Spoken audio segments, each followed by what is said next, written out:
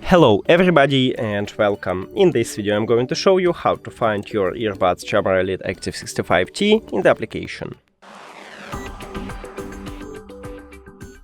You have to start by open the application and now go to the settings at the right top. And right here we have Find My, so click on it. And you should enable permission for your location. And if you did it, you will see this map. So we can see a location and also we can click at the earphone. Right here I have only one, so I click on it and play some song. Don't use your earbud when you play a song.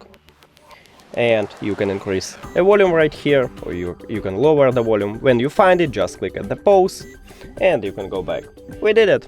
Thank you for watching this video. If you found it helpful, please consider subscribing to the channel and leave the like on the video. It's really important to us. See you later!